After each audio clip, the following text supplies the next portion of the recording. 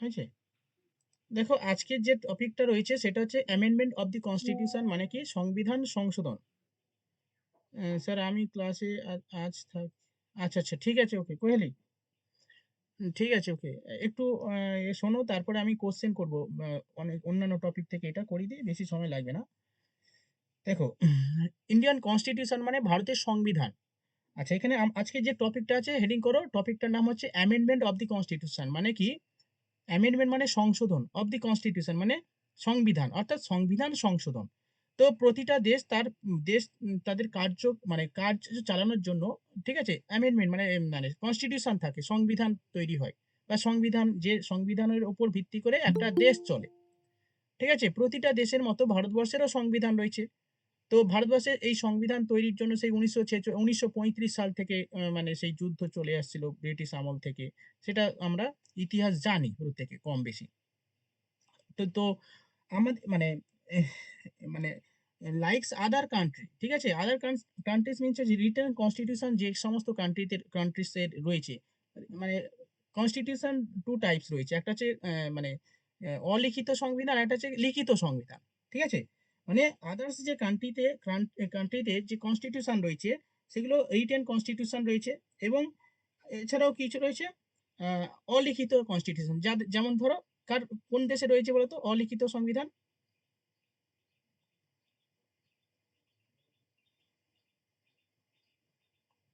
কুহেলি? Britain. UK. Britain, UK, yes. এবং Indian constitution হচ্ছে মানে ওয়ার্ল্ডের লার্জেস্ট রিটেন কনস্টিটিউশন, লিখিত সংবিধান। ঠিক আছে, তো সময়ের পরিবর্তনের সঙ্গে সঙ্গে আমাদের কনস্টিটিউশন অ্যামেন্ডমেন্টের প্রয়োজন হয়। ঠিক আছে, কি হয়? অ্যামেন্ডমেন্ট সংশোধনের প্রয়োজন হয়, অ্যামেন্ডমেন্টের সংশোধনের প্রয়োজন হয়। ঠিক আছে, তো এই অ্যামেন্ডমেন্ট সংশোধনের সংশোধন সারা পৃথিবীর দিক থেকে দেখতে গেলে যে আমাদের ভারতবর্ষের ইন্ডিয়ান যে কনস্টিটিউশন রয়েছে সেই কনস্টিটিউশন সংশোধন যেমন অতি সহজও না, আবার সংশোধন করা আবার আহ, অতি সহজও না, আবার অতি কঠিনও না। ঠিক আছে, বুঝতে পেরেছো? মানে কি, আমাদের যে কনস্টিটিউশন রয়েছে সেই কনস্টিটিউশনটা সংশোধন করতে গেলে কিছু কিছু উম, প্রয়োজন হয় আর কি, মানে কিছু কিছু তোমার শর্ত লাগে আর কি। সেই শর্তগুলো আজকে পড়বো, কি কি শর্ত থাকলে কি কি ভাবে সংবিধান সংশোধন হয় সেগুলো আমরা পড়বো। ঠিক আছে, তো আমি একটা তোমরা কি স্ক্রিন শেয়ার করো, স্ক্রিন দেখতে পাচ্ছ? না স্যার। আচ্ছা, একটু স্ক্রিন শেয়ার, এক মিনিট একটু স্ক্রিন শেয়ার করছি।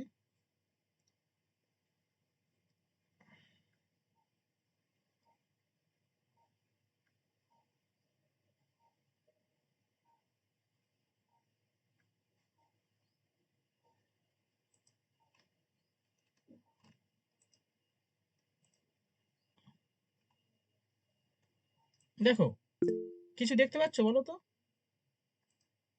তাও দেখতে, ও আচ্ছা আচ্ছা, স্ক্রিন শেয়ার তো হয়নি। না, দেখা যাচ্ছে না এখনো পর্যন্ত।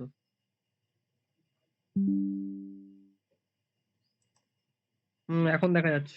দেখো, দেখো বলছে likes other written constitution, the constitution of India also provide for its amendment in order to adjust itself to the changing condition and needs।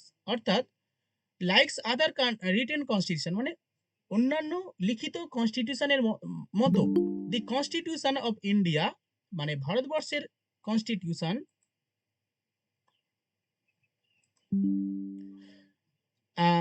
likes any others written constitution, the constitution of India also provides for its amendment in order to adjust itself to the changing constitution and needs। অর্থাৎ অন্যান্য লিখিত সংবিধানের মতো the constitution of India ভারতবর্ষের constitution অ্যামেন্ডমেন্টের প্রয়োজন হয় তার changing condition and needs এবং প্রয়োজনের উপর ভিত্তি করে। However the procedure leads down for its amendment is neither as easy. অর্থাৎ এই যে কনস্টিটিউশন অ্যামেন্ডমেন্ট করা যেমন ইজিও নয় ইন ব্রিটেন, অর্থাৎ ব্রিটেনের মতো যেমন ইজিও না, নর as difficult as in USA, এবং ইউএসএর মতো অত কঠিনও নয় এই কনস্টিটিউশন সংশোধন করা। কাদের? ভারতের কনস্টিটিউশন। ইন আদার ওয়ার্ডস, অন্যভাবে the Indian constitution is neither flexible nor rigid but a synthesis of both. অর্থাৎ এবং বলছে অন্যভাবে বলা যায় যে ভারতবর্ষের সংবিধান ফ্লেক্সিবলও নয় আবার কঠিনও নয়, একটা কেমন সিনথেসিস, মানে সংশ্লেষ ধর্মী আর কি। আর্টিকেল 368 এটা একটু লিখে নাও, কত নম্বর আর্টিকেলে? আর্টিকেল 36 কত নম্বর আর্টিকেলের মাধ্যমে সংশোধনের বিষয়গুলো বলা হয়েছে? আর্টিকেল 368, এগুলো পরীক্ষায় আসে। কত নম্বর পার্টে বলা হয়েছে? 20 নম্বর পার্টে বলা হয়েছে। দেখো বলছে আর্টিকেল 368 পার্ট 10 বলছি part 20 of the constitution deal with the power of parliament to amend the constitution and its procedure। অর্থাৎ আমাদের ভারতবর্ষের সংবিধানে 368 নম্বর আর্টিকেলে এবং 20 নম্বর পার্টে কি করা হয়েছে? পার্লামেন্টকে পাওয়ার দেওয়া হয়েছে, power of parliament to amend, অর্থাৎ পার্লামেন্টকে অ্যামেন্ড করার পাওয়ার দেওয়া হয়েছে, কনস্টিটিউশন অ্যামেন্ড করার পাওয়ার দেওয়া হয়েছে। এবার দেখো এই পার্লামেন্টটা কি? এই পার্লামেন্ট মানে এই যে লোকসভা ভোট হবে না এবার, সব তার জন্য সব সাজুগুজু করছে, বিয়ে বাড়ি যেমন বিয়ে হলে যেমন যে সাজুগুজু করে 1 মাস ধরে জামা কাপড় ইত্যাদি ইত্যাদি করে কেনাকাটা, তো সেরকম আর কি। সামনে মানে মানে ভোট আছে, ভোট মানে হচ্ছে এটা লোকসভা ভোট, এই পার্লামেন্ট গঠনের ভোট। তো এই ভোটের জন্য সব প্রিপারেশন নিচ্ছে প্রত্যেক পলিটিক্যাল পার্টিগুলো তাদের বিভিন্ন এজেন্ডা নিয়ে। তো সেরকম এইটা এখানে এই এই অ্যামেন্ডমেন্ট করতে পারে কারা? কনস্টিটিউশন অ্যামেন্ডমেন্ট করতে পারে কারা? পার্লামেন্ট। এই parliament, power of parliament to amend the constitution and it's procedure. অর্থাৎ ভারতের সংবিধানে বলে দেওয়া হয়েছে, বলছে বলে দেওয়া হয়েছে যে 368 নম্বর আর্টিকেলে পার্লামেন্টকে পাওয়ার দেওয়া হয়েছে যে প্রয়োজন মতো তোমরা কনস্টিটিউশন অ্যামেন্ড করতে পারো। ওকে, ইট স্টেট দ্যাট দি পার্লামেন্ট মে। আচ্ছা এবার দেখো আরেকটা জিনিস, এই পার্লামেন্ট আরো কিছু কিছু বিষয় বলা হয়েছে, এখান থেকে ডিটেলস আছে, তার নিচে দেখো এখানে বলছে how ever the parliament can not amend those provision which from the basic structure of the constitution। তার মানে এখানে বলে দেওয়া হয়েছে 368 এ যে পার্লামেন্ট কি করতে পারে? সংবিধান সংশোধন করতে পারে, এটা সংবিধান বলে দিয়েছে। কিন্তু বলছে পার্লামেন্ট ক্যান নট অ্যামেন্ড করতে পারবে না, মানে সংশোধন করতে পারবে না দোজ প্রভিশন, সেই সমস্ত provision which from the basic structure of the constitution. অর্থাৎ বেসিক মানে আমাদের সংবিধানের যে বেসিক স্ট্রাকচার আছে যেটাকে বলা হয় প্রিয়াম্বেল মানে প্রস্তাবনা, সেই প্রস্তাবনা কখনো সংশোধন করতে পারবে না। সেটা কে বলেছে? বলছে this was rule by the Supreme Court, এটা সুপ্রিম কোর্ট দ্বারা বলা হয়েছে in the Kesavananda Bharati case 1973। অর্থাৎ 1973 সালে মামলা হয়েছে, কেশবানন্দ ভারতী কেসের মামলা হয়েছে, এবং সেই মামলাতে সুপ্রিম কোর্ট বলে দেয়া হয়েছে সেখান থেকে যে ভারতবর্ষের সংবিধান তোমরা সংশোধন করতে পারবে যে সমস্ত আর্টিকেল গুলো রয়েছে, but basic structure can not amend, অর্থাৎ বেসিক স্ট্রাকচার অ্যামেন্ড করা যাবে না। এটা কোন কেসে বলা হয়েছে? কেশবানন্দ ভারতী কেস। এই কেসগুলো পড়ে মাঝে মাঝে, এখন কেসের ব্যাপারগুলো খুব ভালো, মানে বিভিন্ন ওই যে পিএসসি পরীক্ষাগুলো এই কেসগুলো ভালো মানে প্রেফার করছে, এই কেসগুলো আসে। ঠিক আছে, কেশবানন্দ ভারতী কোন মামলাতে বলা হয় যে বেসিক স্ট্রাকচার অফ দি মানে কনস্টিটিউশনে বেসিক স্ট্রাকচার মানে প্রিয়াম্বেল মানে কি, এই যেমন ধরো সবাই ভোটে জিতে মানে এরকম শপথ বাক্য পাঠ করে না, আমরা ভারতীয় জনগণ, আমরা ভারতের কনস্টিটিউশন অনুযায়ী ভারতবর্ষের মানুষদের সেবা করব, এরকম ইত্যাদি ইত্যাদি বলে না, সেই রকম আর কি। ঠিক আছে, সেইগুলো আর প্রত্যেকটা বইয়ের সামনে দেখবে ওই প্রিয়াম্বেল আছে। ওকে, তো যাই হোক মোটামুটি বোঝা গেল আশা করি, হ্যাঁ কি না বলো? Lucy, everyone. হ্যাঁ এই স্যার। যা এক মিনিট এই বাবা আমাকে একটা জিনিস বলে লিঙ্ক দিতে বলা স্যার হয়েছে। লাস্টের লাইনটা কি লিখতে হবে যেটা বললেন? হ্যাঁ হ্যাঁ একটু একটু লিখে নাও তো, এটা লিখে নাও তাড়াতাড়ি, এই দুটো পয়েন্ট লিখে নাও, এই আর্টিকেল 368 থেকে এটা লিখে নাও। হ্যাঁ, এই যে ওটা লিখেছি, তারপরে লাস্টেরটা পুরোটাই লিখতে হবে? লাস্টে however the হ্যাঁ parliament হ্যাঁ ওখান থেকে cannot পুরোটা লিখতে হবে।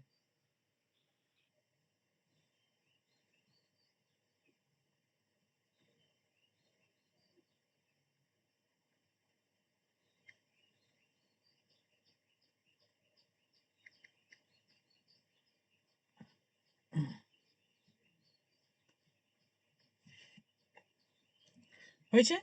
এবার দেখো আমাদের যে ভারতবর্ষের এই যে সংবিধান, এই সংবিধান সংশোধন মানে উম, কয়েকটা টাইপ রয়েছে, ডিফারেন্ট টাইপস অফ অ্যামেন্ডমেন্ট, ঠিক আছে? তো অ্যামেন্ডমেন্ট 368 যে অ্যামেন্ডমেন্ট করার কথা বলা হয়েছে, পার্লামেন্ট সংশোধন করতে পারবে।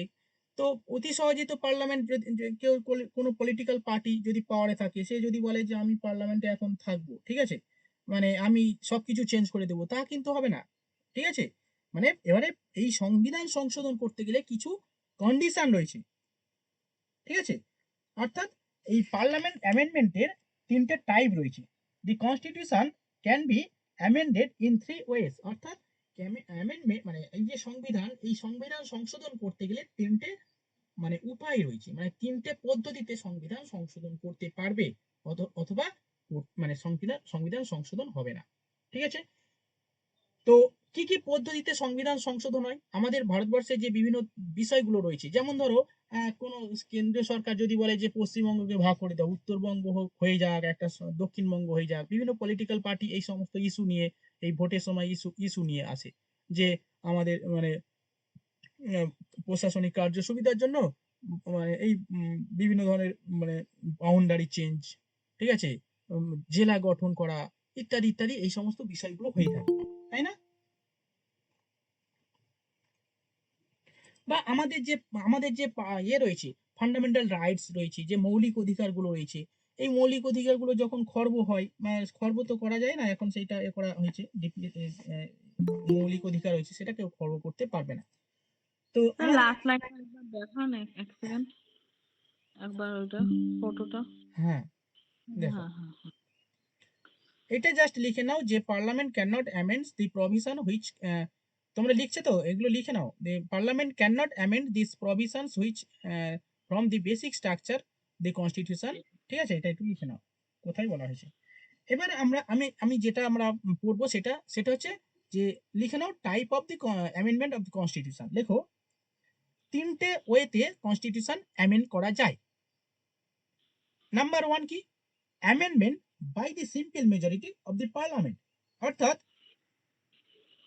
এক নম্বর যে কন্ডিশনের কথা বলা হয়েছে সেটা হচ্ছে কি, amendment by the simple majority of the constitution. লেখো এক নম্বর, লেখো parliament sorry amend by simple majority. এক নম্বর পয়েন্ট লেখো amend by simple majority of the parliament. Okay, দেখো এবারে এই সিম্পল মেজরিটি আমি জাস্ট এমনি বলে যাচ্ছি, তোমাদের এটা লিখতে হবে না। এবারে এই সিম্পল মেজরিটির মাধ্যমে কি কি অ্যামেন্ডমেন্ট হয় সেটা আমি সেগুলো একটু লিখতে হবে, সেগুলো আমি বলবো, ঠিক আছে? দেখো কি বললাম, যে পার্লামেন্ট সরি বলছে কনস্টিটিউশন ক্যান বি অ্যামেন্ড, অর্থাৎ কনস্টিটিউশন অ্যামেন্ড করা যায় কতগুলো ওয়েতে? 3 ওয়েজ, অর্থাৎ তিনটে ওয়েতে কনস্টিটিউশন অ্যামেন্ড করা যায়। সেই থ্রি ওয়েস এর মধ্যে ফার্স্ট ওয়েস কি? এক নম্বর হচ্ছে কি, amendment by the simple majority of the parliament, অর্থাৎ পার্লামেন্টের সিম্পল মেজরিটির মাধ্যমে কনস্টিটিউশন অ্যামেন্ডমেন্ট করা যায়, ঠিক আছে? সিম্পল মেজরিটি মানে হচ্ছে কি, মোটামুটি একটা মানে মানে যে পার্লামেন্ট রয়েছে, পার্লামেন্ট মানে লোকসভা, ঠিক আছে? পার্লামেন্ট মানে অনেকে বুঝতে পারছে না, পার্লামেন্ট মানে লোকসভা। এই লোকসভা মানে একটা হচ্ছে উচ্চ কক্ষ, একটা নিম্ন কক্ষ, ঠিক আছে? এই লোকসভাটা হচ্ছে নিম্ন কক্ষ, আর উম, রাজ্যসভা হচ্ছে উচ্চ কক্ষ। মানে কোনো কিছু অ্যামেন্ডমেন্টের জন্য প্রথমে লোকসভাতে মানে সেটা লোকসভাতে উপস্থাপিত হতে পারে, অথবা রাজ্যসভাতে উপস্থাপিত হতে পারে। যেমন ধরো জম্মু কাশ্মীরের 370 মানে 371 নম্বর ধারা, সরি 370 নম্বর ধারা, যেটা হচ্ছে বাতিল করে দেওয়া হয়, প্রথমে সেটা কিন্তু পার্লামেন্টে উপস্থাপন করা হয়েছিল, ঠিক আছে? তো সেটা পার্লামেন্টে সেটাকে পাস করা হয়েছে, পুরো একদম অফিসিয়ালি সেটা হচ্ছে প্রতিটা যে মেম্বার রয়েছে তাদের সমর্থনে এই জম্মু কাশ্মীরের যে স্পেশাল স্ট্যাটাস ছিল সেটাকে ডিলিট করা হয়েছে। ঠিক আছে? কোনো পলিটিক্যাল পার্টি এটা করতে পারে না যে যে কেন্দ্রীয় সরকারে যে রয়েছে সে জম্মু কাশ্মীরের যে আলাদা একটা স্ট্যাটাস ছিল সেটাকে চেঞ্জ করে দিচ্ছে, করতে পারবে না। এটা করতে পারবে তখনই যদি সেটা কনস্টিটিউশন অ্যামেন্ডমেন্ট করা হয়। তো ৩৭০ নম্বর আর্টিকেল ছিল, সেখানে একটা স্পেশাল স্ট্যাটাস ছিল জম্মু কাশ্মীরের, তো সেটাকে ডিলিট করে দেওয়া হয়। কিভাবে? পার্লামেন্ট করেছে, কিন্তু পার্লামেন্টের পাওয়ারের মাধ্যমে করেছে। ঠিক আছে? তো এই সিম্পল মেজরিটি মাধ্যমে কি কি অ্যামেন্ডমেন্ট করা যায়? স্পেশালি নতুন স্টেট গঠন, ঠিক আছে, নতুন রাজ্য গঠন করা, বা নতুন বাউন্ডারি, মানে ধরো কোনো রাজ্য বা কোনো দেশের একটা অংশ আমাদের এসে গেল, তখন ওই যে ওইটা যে আমাদের ইন্ডিয়ার মধ্যে অন্তর্ভুক্ত হলো বা অন্য দেশে চলে গেল, এই যে বাউন্ডারি চেঞ্জ, বাউন্ডারি, এগুলো হচ্ছে কি কিসের মাধ্যমে? এই সিম্পল মেজরিটির মাধ্যমে। যেমন ধরো ওই যে 100তম কনস্টিটিউশন অ্যামেন্ডমেন্টের মাধ্যমে সেই আমাদের এই যে ভারত আর বাংলাদেশের মধ্যে ছিটমহল চুক্তি হয়েছিল না, তো ওই ছিটমহল চুক্তির মাধ্যমে যে বিষয়গুলো হলো, কিছু অংশ ভারতবর্ষের মধ্যে এলো, আবার কিছু অংশ বাংলাদেশের মধ্যে চলে গেল। তো এইগুলো আর কি কি কি তাহলে নতুন রাজ্য গঠন, বাউন্ডারি। হ্যাঁ, হ্যাঁ লিখে নাও। সিকিম রাজ্যটাও তো গঠন হয়েছে। হ্যাঁ, সিকিম। হ্যাঁ, স্যার একটা কথা জিজ্ঞেস করবো? বলো। আপনি যে বললেন যে মানে আর্টিকেল কাশ্মীর যেটা তুলে দেওয়া হলো ওটা তো 19 সালে হয়েছিল, তাহলে সুপ্রিম কোর্ট 23 সালে কিসের অর্ডার দিলেন ওটা? সুপ্রিম কোর্ট ওটা হচ্ছে কিসের অর্ডার দিল, মানে হ্যাঁ, ওটা সুপ্রিম কেস, কোর্ট অর্ডার দিল না অ্যাকচুয়ালি শেষ হ্যাঁ, পর্যন্ত। অ্যাকচুয়ালি এটা দেখো, এটা যখন অ্যামেন্ডমেন্ট সংশোধন করা হয় আর কি, চেঞ্জ করা হয়, তখন আহ, তখন তো অনেক পলিটিক্যাল পার্টি কেস টেস করেছিল যে এটা বেআইনি ভাবে করা হয়েছে। ঠিক আছে, বেআইনি ভাবে করেছিল, সেই কারণে ওই অ্যাকচুয়ালি যে কোনো বিষয় কেস করেছিল সেটাকে সুপ্রিম কোর্ট অর্ডার দিয়েছে যে এটা না, এটা ঠিকই আছে, লিগালি আছে, কোনো কেস টেস নেই।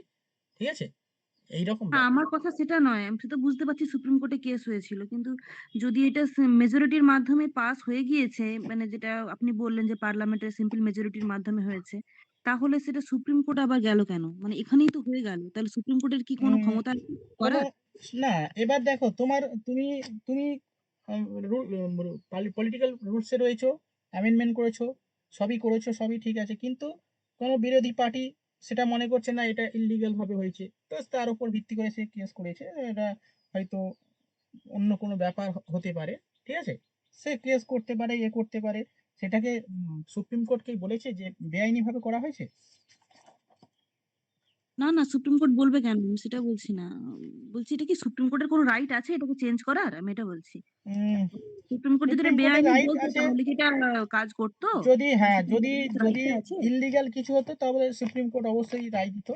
ইললিগাল যদি হতো অবশ্যই রাইট আছে, সুপ্রিম কোর্ট তো অবশ্যই রাইট আছে, কিন্তু যদি মনে করে যে এটা ইললিগাল তখন ব্যবস্থা নিতে পারে, কিন্তু তার আগে না। ঠিক আচ্ছা আছে, আচ্ছা, ঠিক চলো আছে। এবার চলো কোন কোন বিষয়গুলো অ্যামেন্ডমেন্ট করা যায় সিম্পল মেজরিটির মাধ্যমে, এটা লেখো। লেখো, নিউ স্টেট, নতুন রাজ্য গঠন,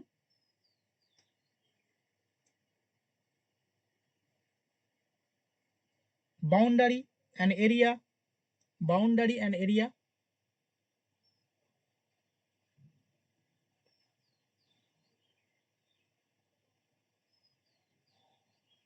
নেক্সট লেখো বিধান পরিষদ এর বিলোপ তো এবং বিধান পরিষদের ইংলিশ কিছু আছে নাকি? হ্যাঁ হ্যাঁ মানে হ্যাঁ, ইংলিশ অবশ্যই, লিজিসলেটিভ কাউন্সিল, লিজিসলেটিভ কাউন্সিল, কি স্যার? লেজিসলেটিভ কাউন্সিল, LEGI, হ্যাঁ, লেজিসলেটিভ কাউন্সিল। আচ্ছা। নেক্সট লেখো, স্যার বিধান পরিষদটা কি বললেন? বিধান পরিষদ সৃষ্টি এবং অবলুপ্তি, মানে বিলোপ। তারপরে লেখো সিটিজেনশিপ, নাগরিকত্ব আইন।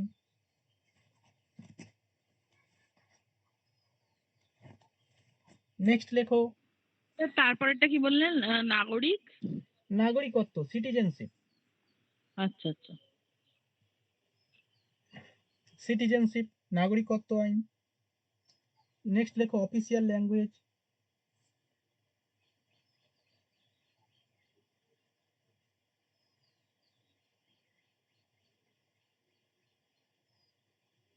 নেক্সট লেখো বেতন, মানে ওই যে মাঝে মাঝে সব ওই বেতন বাড়িয়ে দিচ্ছে না, এই কিছুদিন আগে তো সব ওই ভাতা বেতন, হ্যাঁ বেতন ভাতা সব বাড়িয়ে দিয়েছে, ওই করতে পারে, অতি সহজে করা যেতে পারে। ঠিক আছে, এই কারণে মাঝে মাঝে সব করে দেয় না। চলো বেতন বাড়িয়ে যাবে 5 লাখ, এখন কত করে বেতন আছে সব সুনন্দা? হ্যাঁ স্যার। বেতন কত করে এখন? 2 লাখ না 1 লাখ? এখন তো 1 লাখ হয়ে গেছে মনে হয়। স্যার বিধান যারা ওই স্যার সাংসদ না, এই যেগুলো হচ্ছে আমাদের বিধানসভার যে সদস্য, তাদের হচ্ছে বেতন কিছুদিন আগে বাড়িয়ে দিল না। তো লোকসভা হতে পারে বা রাজ্যসভা হতে পারে, লোকসভা রাজ্যসভার যে বেতন ভাতা ইত্যাদি বৃদ্ধি, এগুলো সিম্পল মেজরিটির মাধ্যমে হয়। ঠিক আছে, চলো। 2.5 লাখ মনে হচ্ছে তো। সাংসদদের 2.5 লাখ হবে, কিন্তু বিধানসভার সদস্যদের 2.5 লাখ। 1,20,000। হ্যাঁ 1,20,000। 80,000 ছিল আগে, এখন এই কিছুদিন আগে বেড়ে গেল 40,000 বাড়িয়েছে। 40,000 বাড়িয়েছে। এবং কিছু কিছু ফিক্সড আছে, যেমন ধরো এই যে কনস্টিটিউশন, এই ভোট হবে এই যে এটা সংসদ। কে বলছে? এই কথাটা কে বললো? কুহেলি? হুম তাহলে ঠিকই হবে। হুম। যেমন ধরো এই যে ভোট, মানে এই যে ভোট হবে সংসদ, এক একটা সংসদ কত খরচ করবে তারও একটা হিসাব রয়েছে, হিসাব বলা হয়েছে যে এত বেশি 90 লাখ, এখন এক একটা সাংসদ 90 লাখ টাকা খরচ করতে পারবে এই পলিটিক্যাল মানে নির্বাচনের ক্ষেত্রে। তো এরকম আর কি। তো যাই হোক আর কি,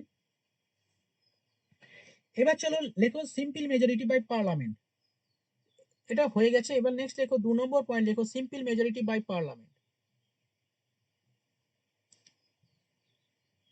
অর্থাৎ পার্লামেন্টের, এই সরি সিম্পল মেজরিটি কেন বললাম, স্পেশাল মেজরিটি হবে, লেখো স্পেশাল মেজরিটি বাই পার্লামেন্ট। ওকে, এই স্পেশাল মেজরিটির মাধ্যমে কি কি অ্যামেন্ডমেন্ট করা যায় লেখো। ফান্ডামেন্টাল রাইটস, মৌলিক অধিকার। 1 নম্বর লেখো ফান্ডামেন্টাল রাইটস, মৌলিক অধিকার।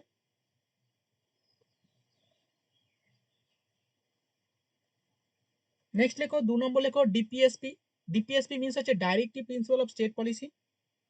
স্যার 1 নম্বরটা কি বললেন? 1 নম্বর লেখো ফান্ডামেন্টাল রাইটস।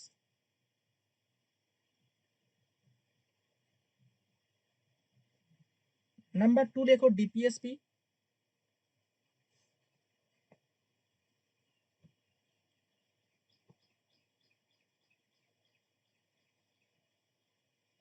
ঠিক আছে, এই দুটো স্পেশালি এই স্পেশাল মেজরিটির মাধ্যমে অ্যামেন্ডমেন্ট করা যায়। নাম্বার 3 লেখো স্পেশাল মেজরিটি অফ পার্লামেন্ট।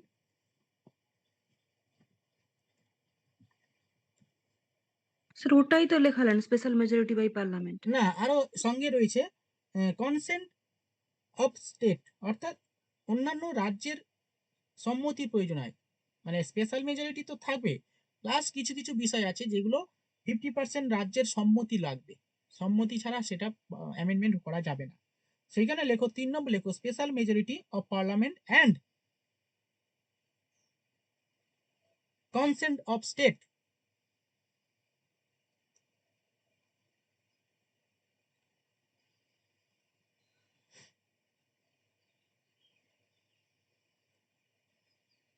হয়েছে, মানে স্পেশাল মেজরিটির মাধ্যমে সেটা বোথ হাউস থেকে পাস হতে হবে, সঙ্গে 50% যে স্টেট রয়েছে তার সম্মতি দরকার হচ্ছে। সেগুলো কি কি বিষয়, সেই মানে সেগুলো কোন কোন বিষয়গুলো এর মাধ্যমে এই প্রসেসের মাধ্যমে অ্যামেন্ডমেন্ট হতে পারে লেখো। লেখো election of president and its manner, অর্থাৎ প্রেসিডেন্ট নির্বাচনের জন্য যে সমস্ত বিষয় মানে জড়িত রয়েছে সেইগুলো আর কি। লেখো election of president and its manner.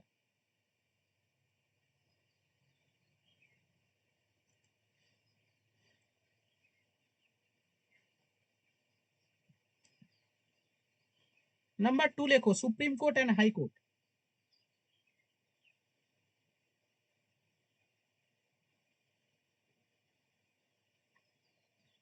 Number 2 লেখো Supreme Court and High court.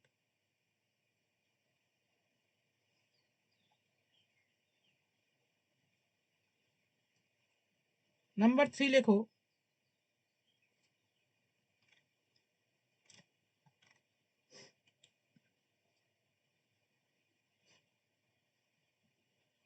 distribution of legislative power,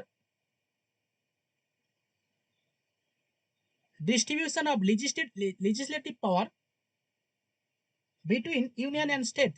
অর্থাৎ এই যে রাজ্য এবং কেন্দ্র সরকারের যে বিভিন্ন সময় সংঘাত হয়, হ্যাঁ, বিভিন্ন সংঘাত হয়, সেটা সবাই জানো, তোমরা আমরা সবাই জানি, হ্যাঁ, এ ওর নামে দোষ দিচ্ছে ইত্যাদি ইত্যাদি।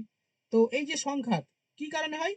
এই যে পাওয়ারের যে মানে যে ডিস্ট্রিবিউশন, ঠিক আছে, কিছু কিছু ক্ষেত্রে যে ট্যাক্স, ঠিক আছে, ট্যাক্স মানে কোনো কোনো বিষয় রয়েছে যেগুলো কেন্দ্রীয় সরকার দ্বারা ধার্য করা, ঠিক আছে, বা রাজ্য সরকার সেইগুলো নেয় কিন্তু দিতে হয় কেন্দ্র সরকারকে, ঠিক আছে, আদান প্রদান বিভিন্ন বিষয়ে যে ইয়ে, যে ফেডারেল স্ট্রাকচার রয়েছে না, একটা কেন্দ্রীয় তালিকা, রাজ্য তালিকা এবং যুগ্ম তালিকা, সেই তালিকাগুলোর মানে যে যদি বলা হয় কোনো কোনো কেন্দ্র সরকার যদি বলে যে এই বিষয়টা আমাদের মধ্যে অন্তর্ভুক্ত করতে হবে, কেন্দ্রীয় তালিকা হবে, অর্থাৎ কেন্দ্রীয় তালিকা, রাজ্য তালিকা এবং যুগ্ম তালিকা, এই সমস্ত বিষয় গুলো নিয়ে যদি কোনো বিষয় অ্যামেন্ডমেন্ট করার প্রয়োজন হয়, দেন এই প্রসেসটা অ্যাপ্লাই হবে, মানে কি special majority of the parliament and consent of state, ঠিক আছে, অর্থাৎ আমাদের স্পেশাল মেজরিটির মাধ্যমে সেটা এবং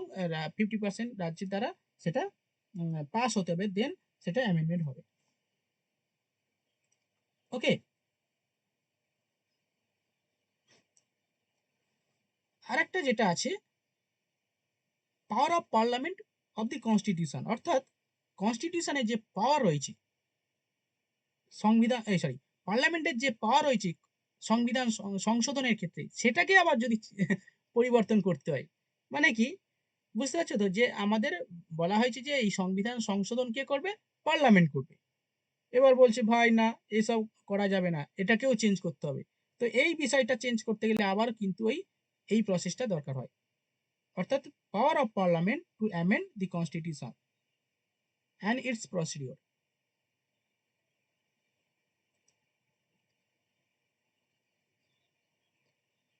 বোঝা যাচ্ছে দেবাশিস, গৌতম? স্যার এটা কি 4 নাম্বার পয়েন্ট? হ্যাঁ, অনেকদিন পরে এলে, যাই হোক, হ্যাঁ, এভরিওয়ান আরেকবার ওকে? লাইনটা বলুন, power of parliament. Power of Parliament to amend the Constitution and its procedure.